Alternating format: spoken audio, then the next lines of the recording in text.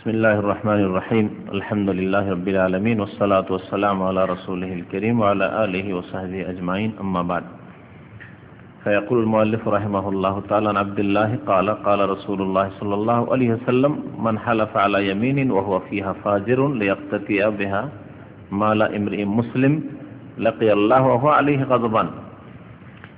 অধ্যায় ছিল কি সম্পর্কে? শাহাদাত, সাক্ষী সম্পর্কে, সাক্ষী দেওয়া সম্পর্কে, সাক্ষী গ্রহণ করা সম্পর্কে। তো সাক্ষী দিলে সত্য সাক্ষী দিতে হবে, মিথ্যা সাক্ষী দেওয়া একে তো মিথ্যা এবং অন্যের হক নষ্ট করা, কারো হক কারোকে দিয়ে দেওয়া। এই জন্য এমনি মিথ্যার চাইতে বড় কাবিরা গুনাহ হচ্ছে মিথ্যা সাক্ষী দেওয়া। বুঝা গেছে?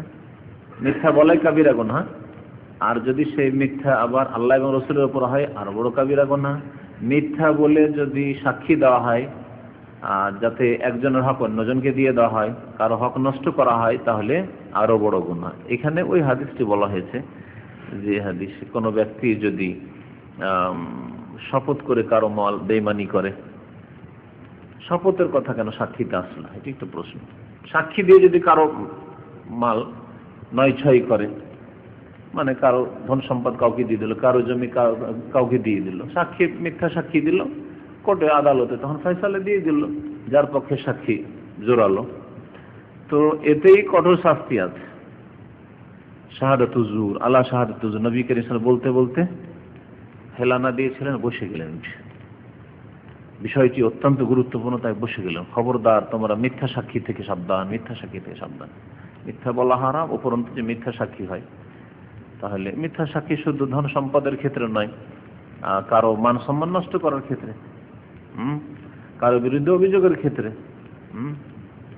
কারো আপনার সাথে কেউ চাকরি করে, ওর বিরুদ্ধে আপনি মিথ্যা সাক্ষী দিলেন, মালিকের সামনে বললেন, মিথ্যা কথা বললেন যে লোকটি এই কাজ করেছে। জিজ্ঞাসা করছে আপনার মালিক এরকম কাজ করেছে? হ্যাঁ করেছে। করেছে বলে ওকে এক্সিট লাগিয়ে দিলেন, তাই না? অথবা সেই লোকটি করেছে, অপরাধ করেছে, তার শাস্তি হওয়া উচিত। আপনাকে জিজ্ঞাসা করছে মালিক, এই কি চুরি করেছে, তুমি দেখেছো? আসলে দেখেছেন কিন্তু, বা জানেন? না না না না, কিছু করেনি, আমি জানি না। কিছু করেনি বলে দিলেন, না না হলে আমি জানি না বলে দিলেন। হ্যাঁ, তাহলে মিথ্যা সাক্ষী দেওয়া, তো আপনি কি করলেন? অপরাধীকে শাস্তি থেকে বাঁচিয়ে দিলেন আপনি, অথচ অপরাধীর শাস্তি হওয়া উচিত ছিল। তারপরে মালিকের যে হক ছিল তা নষ্ট হইল। আর যদি একটা লোক নির্দোষী হয়, তাকে দোষী সাব্যস্ত করে দিলেন আপনি আপনার মিথ্যা সাক্ষীর মাধ্যমে। সুতরাং শুধু ধন সম্পদের ক্ষেত্রে না, বিভিন্ন ক্ষেত্রে মিথ্যা সাক্ষী দেওয়া এমনি মিথ্যার চাইতে বড় কাবিরা গুনাহ।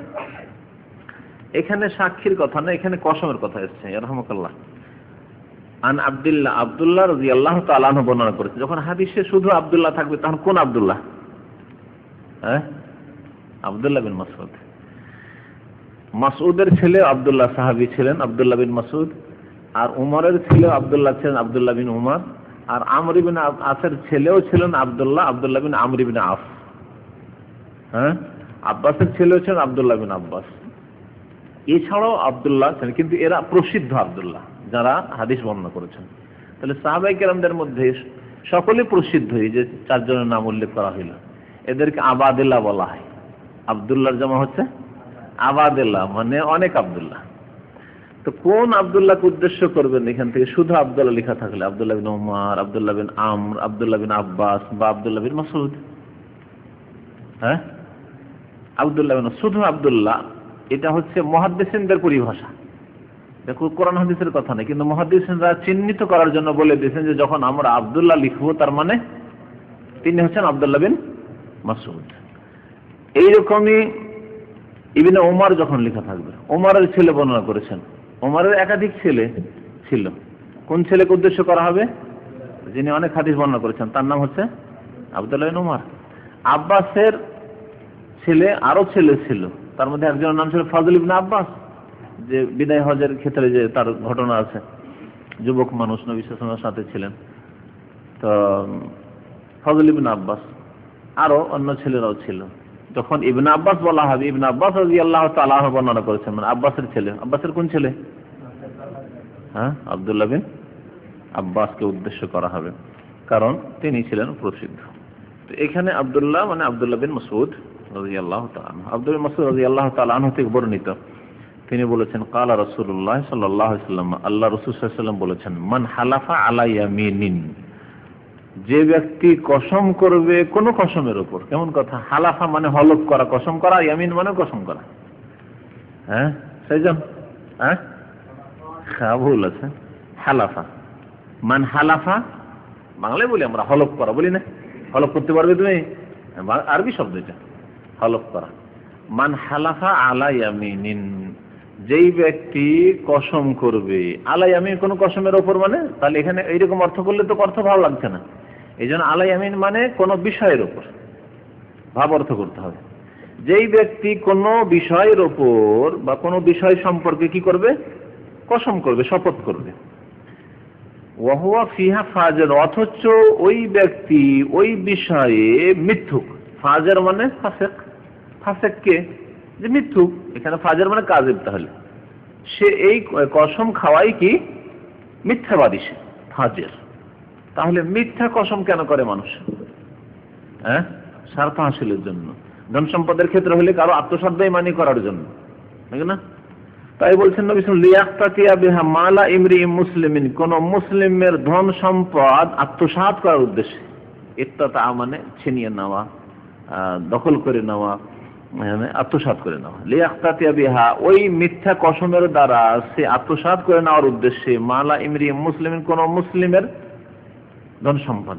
মুসলিম বলা হয়েছে নবী করিম সাল্লাল্লাহু আলাইহি ওয়াসাল্লামের হাদিসে, এইজন্য মুসলিম বলা হয়েছে যে মুসলিমের আলোচনা, সাধারণ মুসলিম সমাজে মুসলিমের আলোচনা, কিন্তু মুসলিম ছাড়াও যদি অমুসলিম হয় তার ধন সম্পদ আত্মসাৎ করা, বেঈমানি করা হারাম।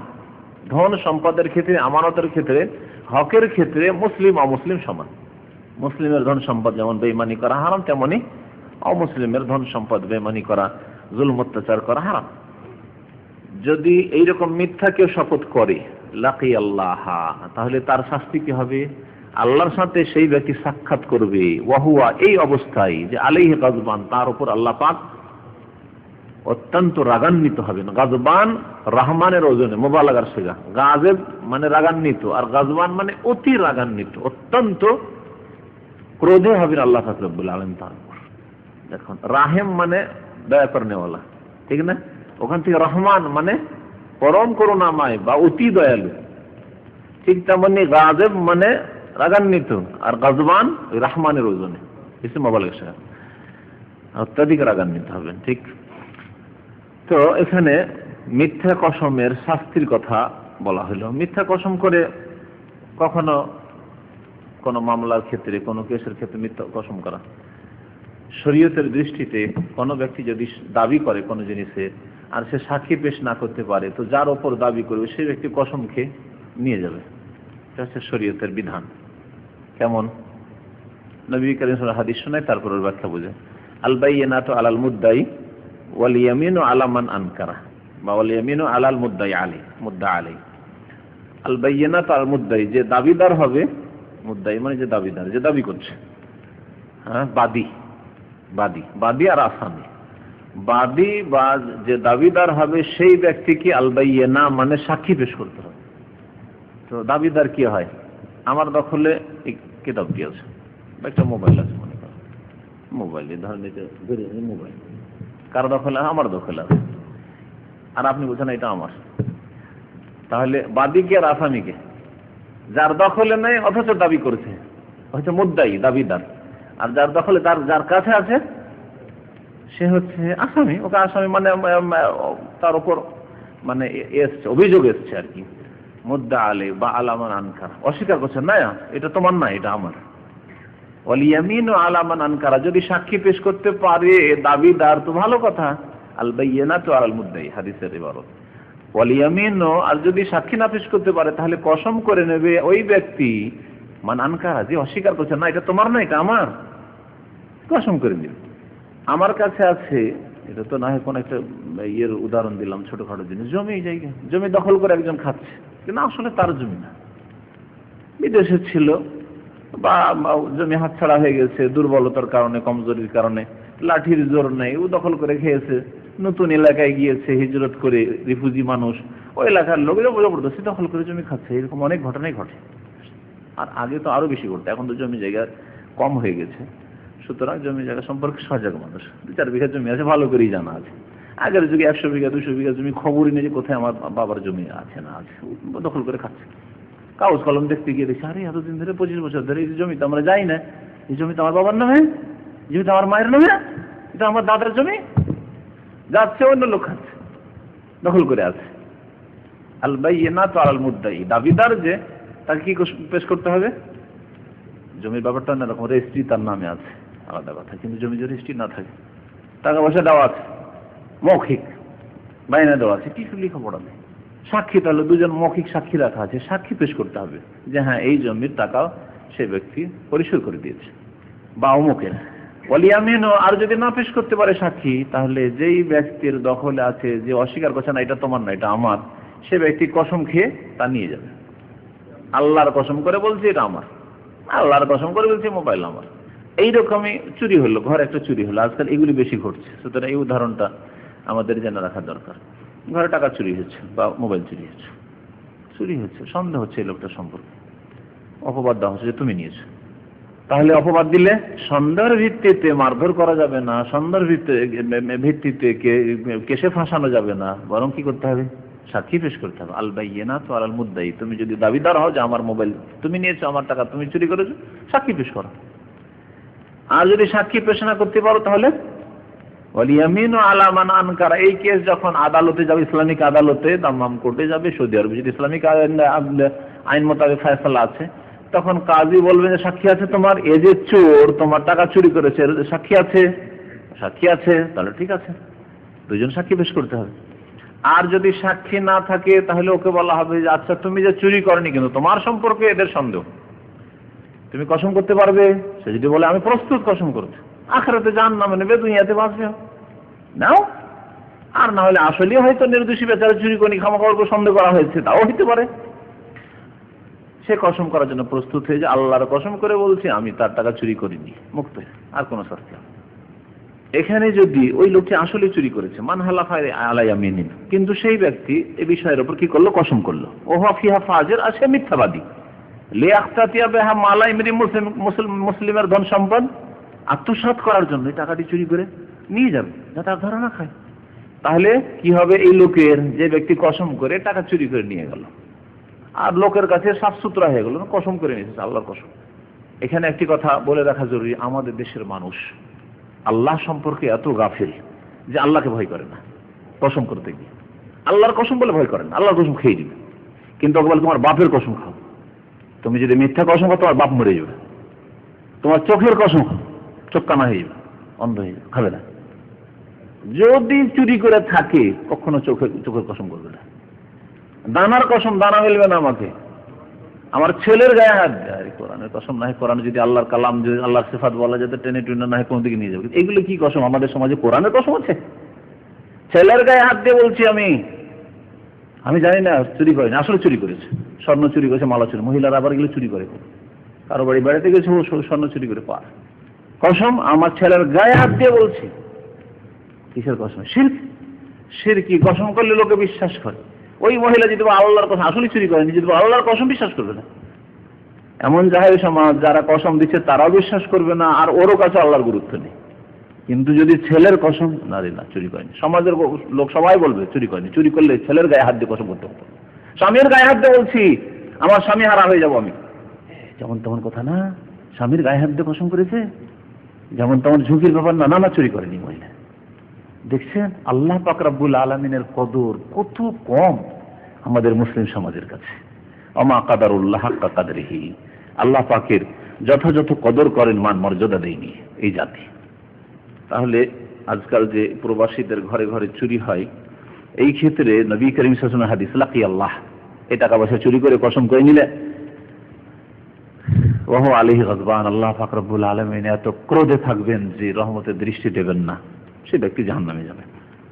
আন আবি হুরায়রা রাদিয়াল্লাহু তাআলা আনহু আন নবী সাল্লাল্লাহু আলাইহি ওয়াসাল্লাম قال, আবু রাদিয়াল্লাহু তাআলা বর্ণনা করেছেন নবী সাল্লাল্লাহু আলাইহি ওয়াসাল্লাম হতে যে তিনি বলেছেন, লা তুসাদ্দিকু আহলাল কিতাবি ওয়া লা তুকাজ্জিবুহুম, তোমরা আহলি কিতাব ইহুদি খ্রিস্টানদেরকে বিশ্বাস করিও না, ওয়া লা তুকাজ্জিবুহুম, তাদেরকে মিথ্যাবাদীও মনে করিও না, ওয়াকুলু বরং তোমরা বলো আমান্না বিল্লাহি, আল্লাহর প্রতি আমরা বিশ্বাস করি, ওয়া মা উনজিলা ইলাইনা, এবং আমাদের উপর যা নাযিল হয়েছে তার প্রতি বিশ্বাস করি, মানে আল কোরআনে যা আছে তার প্রতি বিশ্বাস করি। এই আয়াত নবী করিম সাল্লাল্লাহু আলাইহি ওয়াসাল্লাম পড়ে শুনিয়ে দিলেন।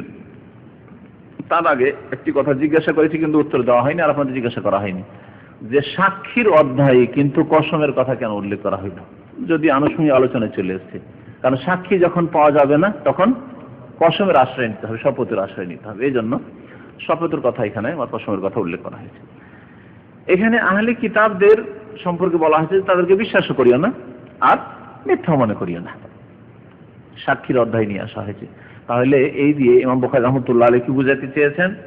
বাবুন লা ইউসাল আহলুশ শিরক আনিশ শাহাদা, এই অধ্যায় হচ্ছে এই সম্পর্কে যে মুশরিকদেরকে, আর আহলে কিতাব মুশরিক, ইহুদি খ্রিস্টান অথবা পৌত্তলিক যারা আছে সকলেই মুশরিক। যদি আহলে কিতাব দাবিদার ঈসা আলাইহিস সালাম, মুসা আলাইহিস সালাম অনুসারী হওয়ার, কিন্তু তারা ত্রিত্ববাদ বিশ্বাসী, আল্লাহর পুত্র সাব্যস্তকারী। কেউ ওজাইরকে, ইহুদি ওজাইরকে আল্লাহর পুত্র সাব্যস্ত করে মুশরিক হয়েছে, আর ঈসা আলাইহিস সালামকে আল্লাহর পুত্র সাব্যস্ত করে খ্রিস্টানরা মুশরিক হয়েছে। সুতরাং তারা সকলে মুশরিক। ইমাম বুখারী রাহমাতুল্লাহ আলাইহি এই দিক থেকে আহলুশ শিরক বলেছেন।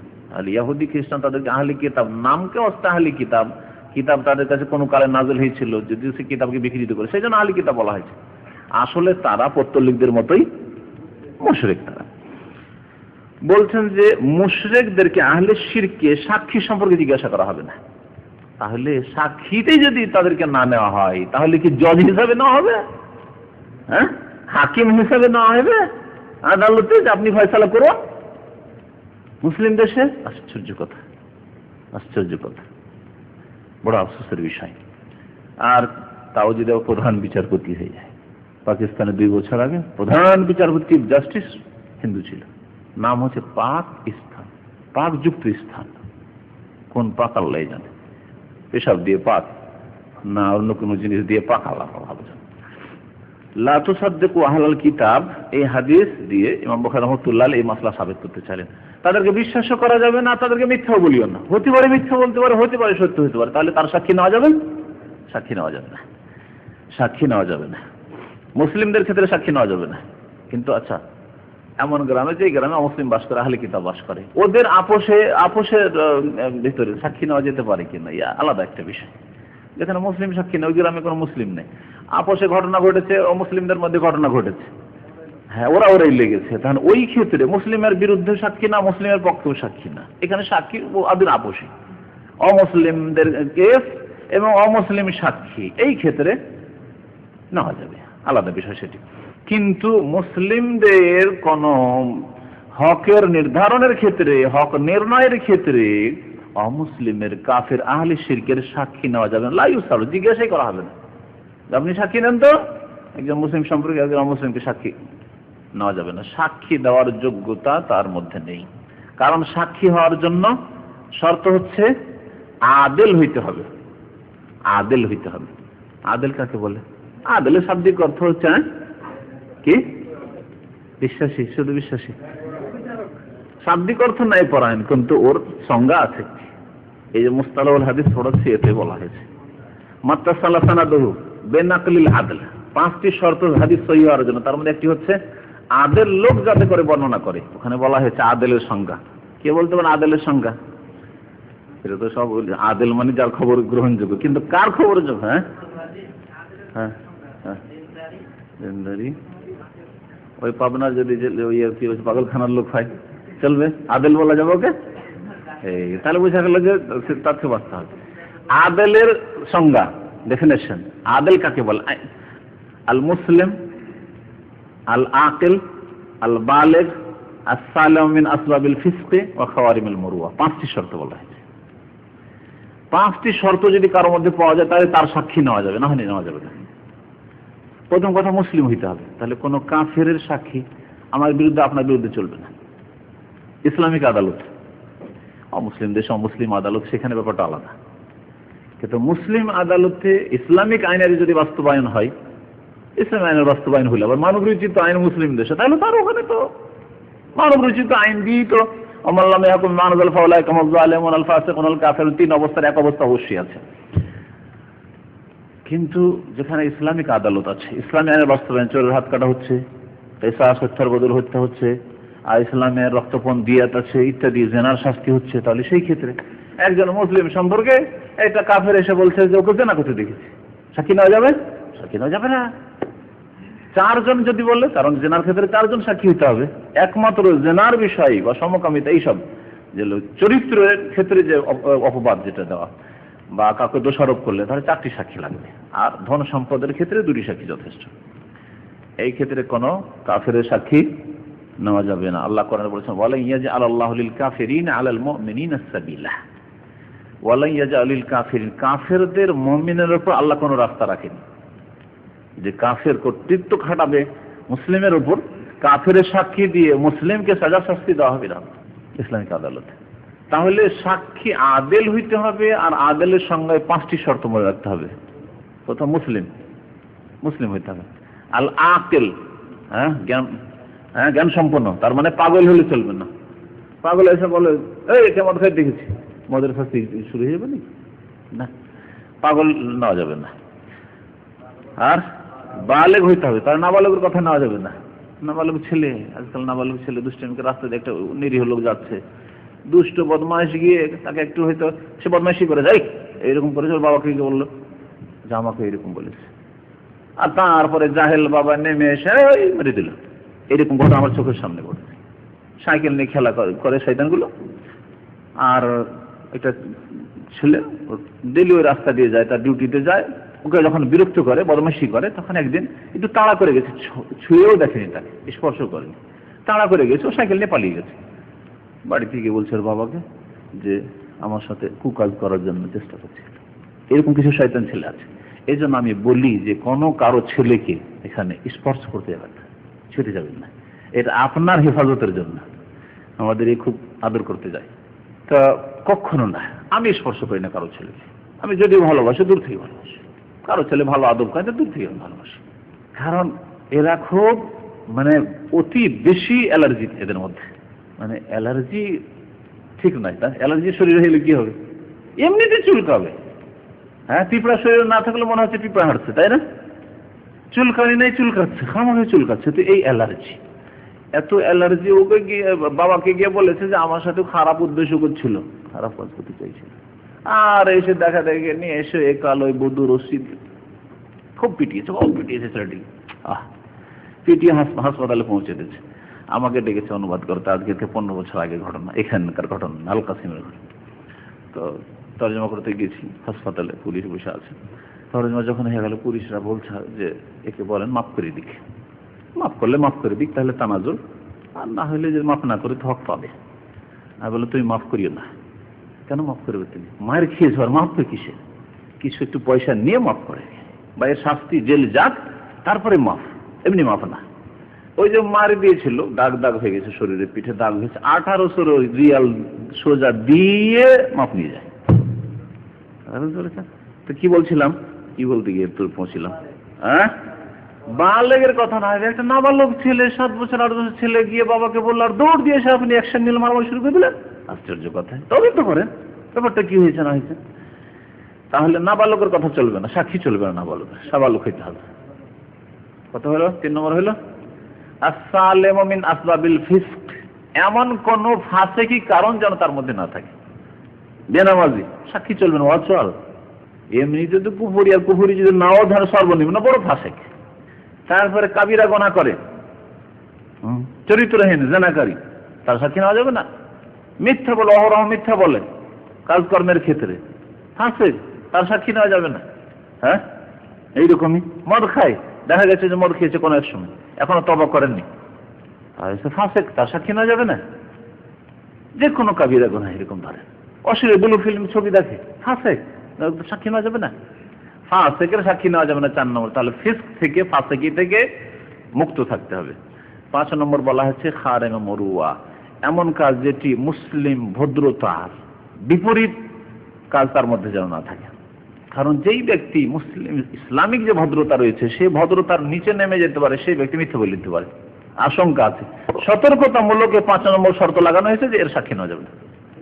আল খারেম আল মরুয়া, খারেম মরুয়াত থেকে নিরাপদ থাকতে হবে। মরুয়াত মানে ভদ্রতা, আর মরুয়াত নষ্টকারী, ভদ্রতা নষ্টকারী বিষয় যেন তার মধ্যে না থাকে। ভদ্রতা এক এক দেশে এক এক রকম ভদ্রতা রয়েছে। ভদ্রতা নষ্টকারী যে কোনো গোনা, প্রথম কথা ভদ্রতা নষ্টকারী। আর গোনা ছাড়াও এমনি কিছু কাজ আছে ভদ্রতা নষ্টকারী। আচ্ছা, ফুটপাতে বসে শিকতে বসে, ওই ফুটপাতে বসে লোকেরা কেউ বিড়ি সিগারেট খাচ্ছে, কেউ নাস্তা পানিও করছে, সানরাইজ বসে বসে খাচ্ছে, জায়েজ না? না জায়েজ? জায়েজ। কিন্তু আমি যদি বসে খাই, অভদ্রতা। হ্যাঁ, এটি সাক্ষী মানে রেজেক্ট হওয়ার একটা কারণ হইতে পারে।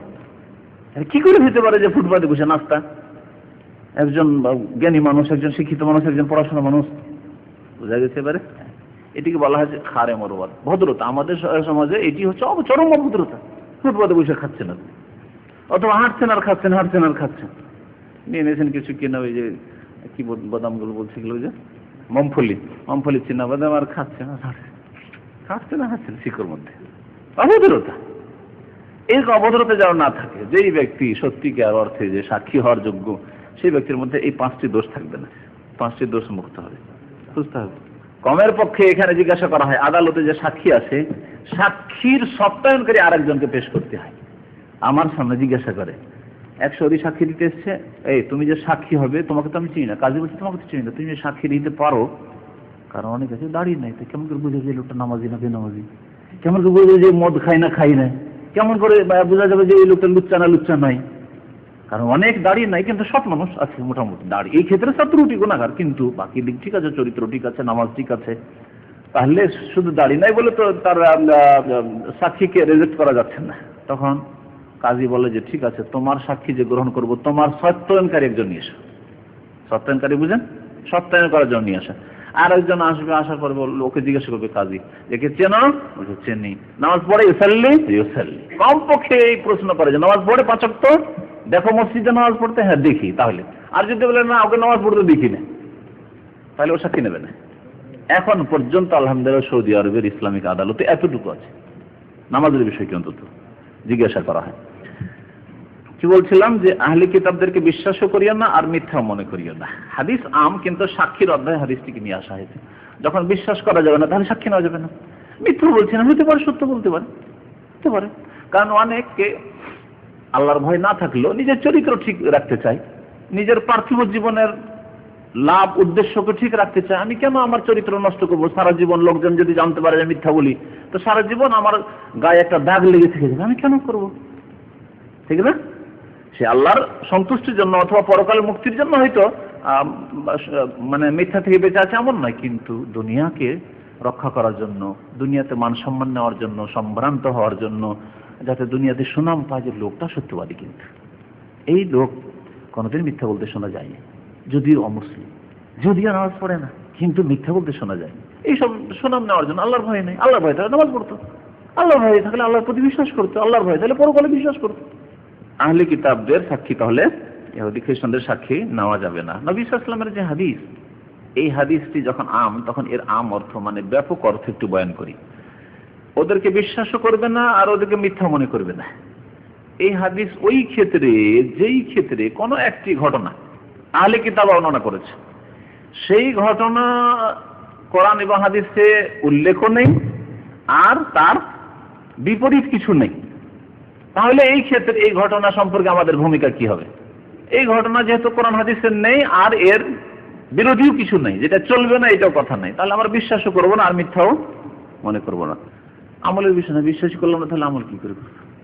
বিশ্বাস ঘটনা হিসেবে বয়ান করবো না, বিশ্বাসও করবো না, হইতে পারে নাও হইতে পারে, এ হলো ভূমিকা, মাঝামাঝি এটা ভূমিকা। আর যদি এমন ঘটনা আহলে কিতাবরা বয়ান করে যা কোরআন হাদিসে মওজুদ আছে, বনি ইসরায়েলের 3 জন লোক ছিল, আর 3 জন লোক 3টি নেক আমল করেছিল, তারপরে একদিন তারা সফরে যাচ্ছিল আর হঠাৎ ঝড় তুফান উঠলো আর গর্তে ঢুকে পড়লো, ঘটনা বনি ইসরায়েলদের কিতাবে আছে।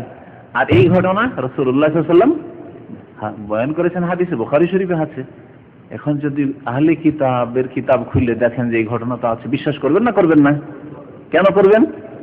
আহলে কিতাবদের কারণে না, কারণ নবী করিম সাল্লাল্লাহু আলাইহি ওয়াসাল্লাম তার সত্যায়ন করেছেন, বয়ান করেছেন ওই ঘটনা আছে। ঘটনা এরকম মুসা আলাইহিস সালামের ঘটনা, ঈসা আলাইহিস সালামের ঘটনা, ইব্রাহিম আলাইহিস সালাম, নূহ আলাইহিস সালামের ঘটনা, যেগুলি কোরআনে কারীমে বয়ান করা হয়েছে অথবা নবী সাল্লাল্লাহু আলাইহি ওয়াসাল্লামের হাদিসে বয়ান করা হয়েছে যে ইব্রাহিম আলাইহিস সালাম তিনবার মিথ্যার আশ্রয় নিয়েছিলেন। একবারে স্পষ্ট মিথ্যা নয়, কিন্তু একটু ঘুরিয়ে পেঁচিয়ে কথা বলেছেন, যেটাকে বাহ্যিক অর্থে বাহ্যিক ধরলে মিথ্যা, কিন্তু আসলে মিথ্যা নয়। এই ঘটনা যদি ইহুদি খ্রিস্টানদের কিতাবে শুধু থাকতো তাহলে আমরা বিশ্বাস করতাম না, আর সত্য মনে করতাম না, এরকম নয়। কারণ নবী মিথ্যা কথা বলতে পারেন এরকম বলতাম, তাই না? তাহলে বিশ্বাসই করতাম না, মিথ্যা মনে করতাম। কিন্তু যেহেতু নবী সাল্লাল্লাহু আলাইহি ওয়াসাল্লাম হাদিসে আছে, সুতরাং আমরা কি করব? বিশ্বাস করব। তাহলে যার সমর্থন কোরআন হাদিসে আছে তা বিশ্বাস করব, আর যার খণ্ডন আছে তা বিশ্বাস করব না, মানে তা মিথ্যা মনে করব। যেমন দাউদ আলাইহিস সালাম সম্পর্কে তারা মিথ্যা অপবাদ দিয়েছে। ইহুদি খ্রিস্টানদের কিতাবে আছে যে দাউদ আলাইহিস সালাম হঠাৎ করে একবার ওরিয়া নামক এক লোকের নামক এক লোকের বিবি অত্যন্ত সুন্দরী ছিল, আর এই সুন্দরী রমণীকে দেখে পাগল হয়ে যায়। আউযুবিল্লাহ। আর পাগল হয়ে যাওয়ার পরে দেখছি এক বিয়ে কেমনই করা যায়, কারণ এ তো স্বামী আছে, স্বামী থাকলে তার বিয়ে করা যায় না। তখন একটা হিকমত কৌশল ষড়যন্ত্র করলো। ষড়যন্ত্র কি করলো?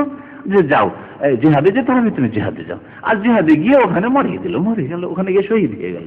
এই কাজ হয়ে গেল। জিহাদে না পারলে শহীদ হতো, নয় বিয়ে করতে পারতো না, তারপরে বিয়ে করে দিল। আউযুবিল্লাহ। দাউদ আলাইহিস সালামের মিথ্যা অপবাদ, লূত আলাইহিস সালামের মিথ্যা অপবাদ আছে। আউযুবিল্লাহ। বাইবেলে, অন্য কিতাব বলছে না, বাইবেল যেটিকে ধর্মীয় পুস্তক মনে করা হচ্ছে এক নম্বরে খ্রিস্টানদের, সেই বাইবেলে আছে আউযুবিল্লাহ ইহুদিদের মিথ্যা আচরণ। আম্বিয়া এবং রাসূলকে ছাড়েনি, আল্লাহকে তারা ছাড়েনি। আল্লাহ সম্পর্কে তাদের মিথ্যা কথা। আল্লাহ পাক রব্বুল 6 দিন আসমান জমিন সৃষ্টি করে ক্লান্ত হয়ে পড়লেন, ইহুদিদের কথা এটি। তারপরে 7ম দিনে ইস্তারাহা, রেস্ট করলেন। যেন আমরা 6 দিন কাজ করে বিরক্ত হয়ে একদিন ছুটি নিলে আরাম পাই। এই জন্য আমরা কোনো মুখস্থ কথা বলি না যে ইহুদি জাতি আল্লাহকেও ছাড়েনি। এই বেয়াদব কওম মানুষকে কি করে ছাড়বে? ফিলিস্তিনিদের কি করে ছাড়বে? মুসলিমকে কি করে ছাড়বে? এরা আল্লাহকে ছাড়েনি না। যারা আল্লাহ সম্পর্কে এত মিথ্যা কথা বলতে পারে, তারা কি লূত আলাইহিস সালামকে ছাড়ে? লূত আলাইহিস সালাম 2 মেয়ের সাথে জেনা করে নিয়েছে, বাইবেলে আছে। ধর্মীয় কিতাব হইতে পারে? এটি আবার ধর্ম হইতে পারে নাকি যে নবীর উপর এত বড় মিথ্যা অপবাদ দিতে পারে? তাহলে নবীর, তাদের নবী, মানে তাদের জমানার বনী ইসরাইল নবী, কিন্তু আমরা শ্রদ্ধা করছি, পাক পবিত্র ঘোষণা করছি তাদের, কিন্তু তারা তাদেরকে একেবারে কলুষিত করে দিয়েছে, বদনাম করে দিয়েছে, বড় বড় পাপে জড়িয়ে দিয়েছে তাদেরকে, যে তাদের দ্বারাই পাপ হয়েছে।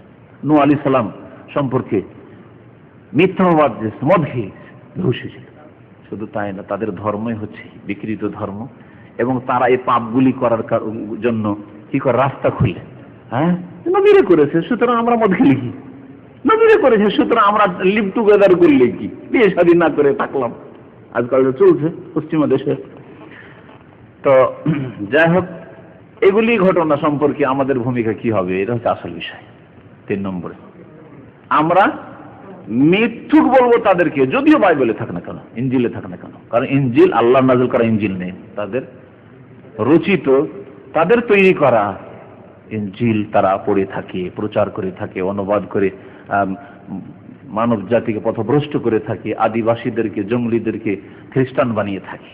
সেই ইনজিলে যদি নবী রাসূল সম্পর্কে এই মিথ্যা কথা হয়, আল্লাহ পাক রব্বুল আলামিন নবী রাসূলগণকে পবিত্র বলে ঘোষণা করেছেন। যে কোনো সমাজের শ্রেষ্ঠ ব্যক্তি নবী রাসূলগণ হয়ে থাকেন, তাদের দ্বারা এইসব পাপ কি করে হইতে পারে? অসম্ভব কথা। তারা নিজের নফসকে যদি কন্ট্রোল না করতে পারেন, যে কার একটা সুন্দরী মেয়ে দেখে যদি পাগল হয়ে যায়, তাহলে তাদের দ্বারা ইসলামের কি খেদমত হইতে পারে? অসম্ভব কথা। বুঝে গেছে?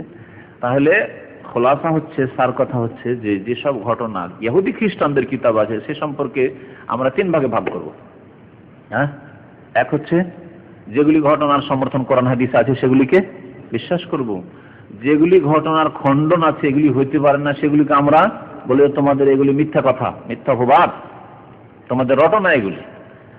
আর যেগুলির সমর্থনও নাই কোরআন হাদিসে, আর সেগুলি কোরআন হাদিসের যে নীতিমালা তার বিরোধীও নয়, সেগুলি সম্পর্কে কি বলবো?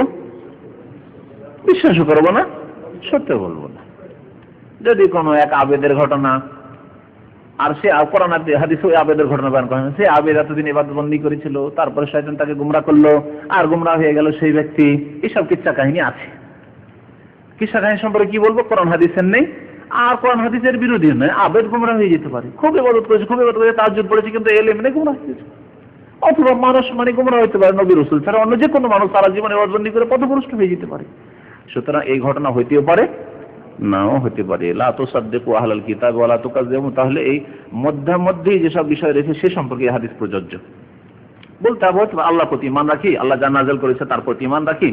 শুধু আল্লাহ যদি এই ঘটনাগুলি উল্লেখ করে থাকেন তাহলে ঈমান রাখি, অথবা যদি ঘটে থাকে তাহলে তার প্রতি ঈমান রাখি। যদি কোনো মোকদ্দমার বিষয় হয়, মানে কেস, কারো হকের অধিকারের বিষয় হয়, আর সেটা মুসলিমের পক্ষে অথবা বিপক্ষের বিষয় হয়, তাহলে নেব না। কিন্তু যেখানে মুসলিম অমুসলিম সকলে বাস করে এবং সেখানে মানবরচিত বিধান দিয়ে ফয়সালা হয়, সেখানে তো ইসলামের এখতিয়ার চলছে না। সেখানে ইসলামিক দেশে না মুসলিম দেশে, যেখানে মিক্সচার হয়ে মানবরচিত বিধান দিয়ে আইন বাস্তবায়ন হচ্ছে, হ্যাঁ মানবরচিত বিধান দিয়ে ফয়সালা হচ্ছে, তাহলে সেখানে তো আমাদের করার কিছু নেই। সেখানে জল তো অমুসলিম বসে আছে, তাহলে তো সাক্ষী তো মুসলিম হইতেই পারে, সেখানে তো কিছু করার নেই। কিন্তু যেখানে ইসলামী রাষ্ট্র কায়েম করতে যাব, তখন এই প্রশ্ন উঠবে যে একজন অমুসলিমের সাক্ষী নেব না, না তার সাক্ষী নেওয়া যাবে না। বিশ্বাসও করিও না, সত্য মনে করিও না। এটা শুধু পূর্ব সম্পর্কে কেন, ভবিষ্যৎ সম্পর্কে হইতে পারে, বর্তমান সম্পর্কে হইতে পারে। আজকাল বলা হচ্ছে, বৈজ্ঞানিকরা বলছে 50 বছর পরে বিভিন্ন জিনিস বলছে, 50 বছর পরে বেশ কিছু দেশ সম্পর্কে বলা হচ্ছে সেগুলি জমিনের তলায় তলিয়ে যাবে। শ্রীলঙ্কা সম্পর্কে বলা হচ্ছে, মালদ্বীপ সম্পর্কে, হ্যাঁ মালদ্বীপ সম্পর্কে বলা হচ্ছে যে এই 50 না, আমার মনে হয় 20, 25, 30 বছরের মধ্যে সে সমুদ্রের তলায় চলে যাবে। বিশ্বাস করবো না করবো না? লা তুসাদ্দিকু ওয়া লা তুকাজ্জিবু, ভবিষ্যৎ, শুধু বর্তমান কেন, ভবিষ্যৎ সম্পর্কে আমরা বিশ্বাসও করি না আর মিথ্যা মনে করি না। হতে পারে, মেবি। ঠিক আছে না? ইংরেজির মাস্টার বসে আছে আবার। হ্যাঁ, যদি কারো হক নষ্ট হওয়ার আশঙ্কা থাকে আর মুসলিম কোনো সাক্ষী নেই, তখন তা দিয়ে হয়তো এমনি ফয়সালা করা যেতে পারে। কিন্তু কথা হচ্ছে যে ইসলামিক রাষ্ট্র যদি হয়, ইসলামিক আদালত থাকে, সেখানে অমুসলিমদের সাক্ষী দেওয়ার যোগ্যতা নেই। এই বিষয়টি থেকে ফারিক। তুমি দাবি করছো যে এটা মোবাইলটা আমার, তাহলে আমি যদি বলি আমি কসম করে বলবো না, কসম করা তোমাকে চান্স দেওয়া হবে না, আগে ওকে সুযোগ দেওয়া হবে, সাক্ষী নিয়ে আসুক, সাক্ষী থাকলে বলছে সাক্ষী আনতে পারবো, কিন্তু সাক্ষী আমার রেয়াজা আছে 1 সপ্তাহ পর, ঠিক আছে 1 মাস পর, ছুটি গেছে 6 মাস পর, 6 মাসের ছুটি লাগিয়েছে, আসুক। হ্যাঁ, সাক্ষী প্রাধান্য পাবে। আরেকটি মাসলা আছে, একজন লোকের একটি সাক্ষী, তখন কি হবে? আরেকটা কসম করে নেবে। নবী সাল্লাল্লাহু আলাইহি ওয়াসাল্লাম কাযা বিয়ামিনিন ওয়া শাহিদিন, একজন সাক্ষী এবং একটি কসম দিয়ে নবী সাল্লাল্লাহু আলাইহি ওয়াসাল্লাম ফয়সালা দিয়েছেন, ডিগ্রি দিয়েছেন। হ্যাঁ, নিয়ে যেতে পারে। যদি একটা সাক্ষী পেশ করতে বলে, একজন সাক্ষী মাত্র, মোবারক সাক্ষী, আর কোনো সাক্ষী নেই।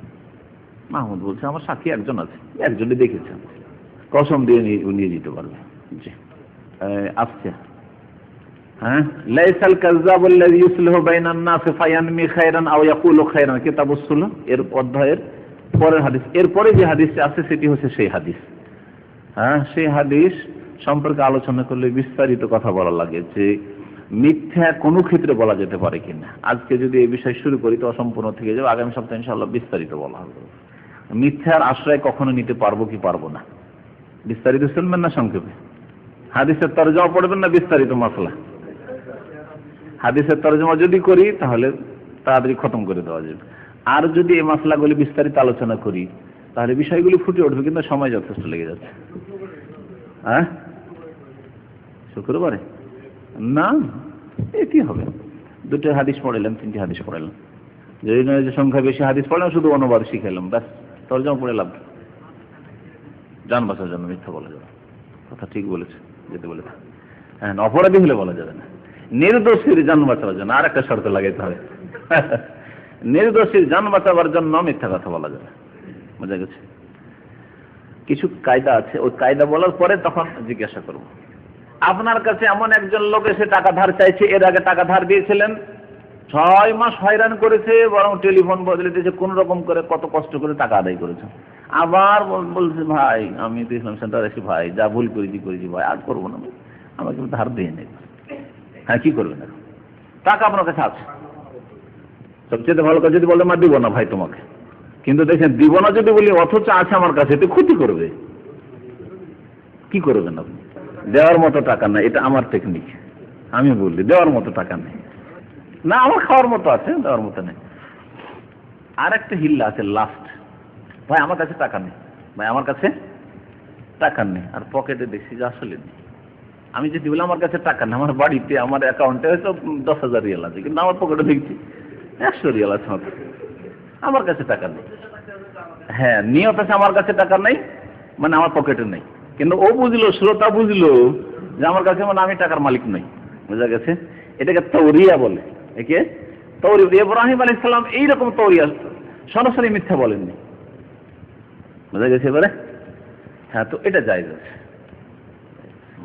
আল্লাহর কাছে কালকে আমাদের জবাব দেবে। এই ক্ষেত্রে বলা ফরজ। ওয়ালা তাকতুমুশ শাহাদা, আল্লাহ কোরআনে বলছেন সূরা বাকারা, খবরদার শাহাদা, সাক্ষীকে লুকিয়ে রাখবে না। ওয়া মান ইয়াকতুমহা ফাইন্নাহু আসিমুন কলবুহু, কেউ যদি সাক্ষী লুকিয়ে রাখে আর কারো হক নষ্ট করে, কারো পরিবার হক নষ্ট করে, তাহলে তার অন্তর পাপিষ্ট। আল্লাহ শুধু তাকে পাপী বলেননি, অন্তর পাপী সে। খুব শক্ত কথা আল্লাহ পাক বলেছেন, সুতরাং এই ক্ষেত্রে বলতে হবে।